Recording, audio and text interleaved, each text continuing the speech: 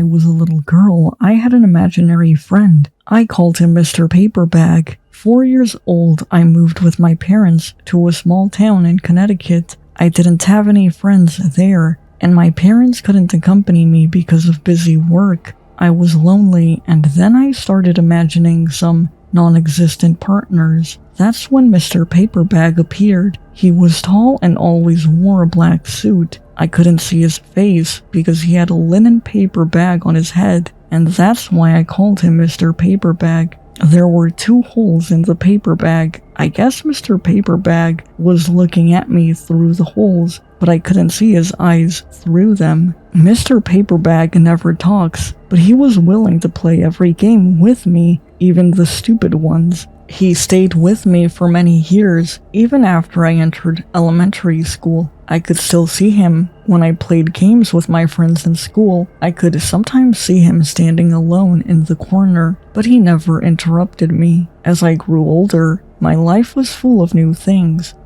There were more friends around me, so gradually I no longer needed Mr. Paperbag, and one day he just disappeared. I know it's common to have an imaginary friend in childhood, especially if you're the only child in the family and your parents are busy at work. What I want to say is that several years later, I started seeing Mr. Paperbag again. After graduating from college, my parents divorced and started their own families. I was thrown back into loneliness. Fortunately, I met Will, the man who makes me think that I'm worthy of entrusting my life to. We rented a small apartment and worked hard, hoped to save enough money to get married. A few days ago, I was walking home alone after finishing my shift at night. As I was walking through an alley, I felt someone was watching me from behind. I looked back reflexively, but no one was there.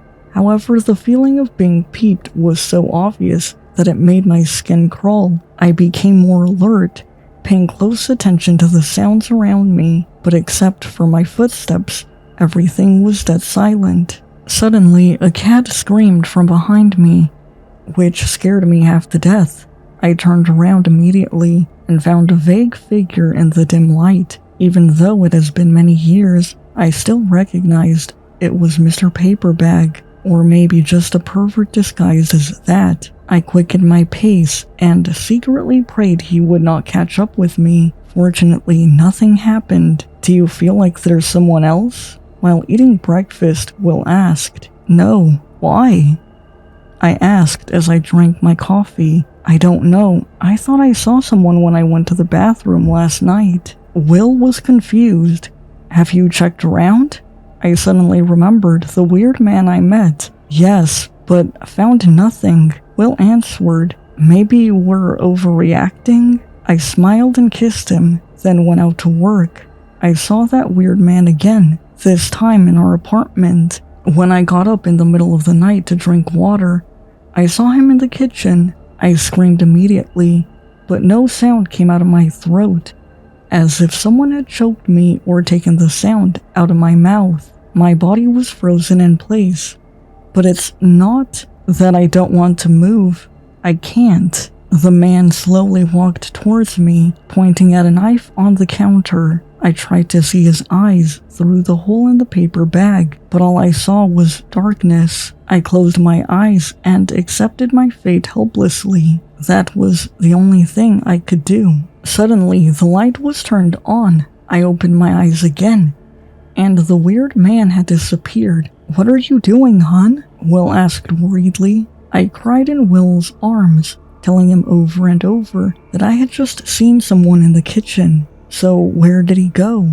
Will asked. I shook my head because I didn't see it. Will checked the apartment but still found nothing, so we called the police, but they didn't find any signs of intrusion. In the next few days, I always woke up in the middle of the night, fearing that the weird man would appear again. Tonight, I was woken by some rustling noises, and when I opened my eyes, Will was standing next to me, and he had a knife. I was so scared that I sat up immediately. Will didn't give me a chance to escape. He raised the knife and prepared to stab me. I'm sorry, but I have to do this for her. This was Will's last words. He hadn't any intention of stopping what he was doing. However, his face suddenly twisted as if he was in great pain. Then, his arms were folded behind his back in an extremely exaggerated manner by an invisible force. The knife in his hand also fell to the ground. Only then did I realize that the weird man had appeared again. Will began to burn, but no flame here. His body was just gradually charred in the air, accompanied by the smell of meat being cooked. At last, Will disappeared. Yes, not even a bone was left. Just a pile of ashes on the floor. "Mr. Paperbag?" I asked the man. He didn't say anything, just took off the paper bag on his head. I finally saw his face. It was burned beyond recognition. I wasn't scared. I just shed tears. Mr. Paperbag was gone. I looked through Will's phone and found out that he had been in love with another girl for a long time. Maybe that's why Will wanted to break up with me, but I cried and begged him not to leave. Recently, they planned to kill me to defraud insurance. I looked up the history of that house in Connecticut, and Google told me that in 1945, a man was disfigured because of the fire caused by his wife and her lover, and he spent the rest of his life alone in that house.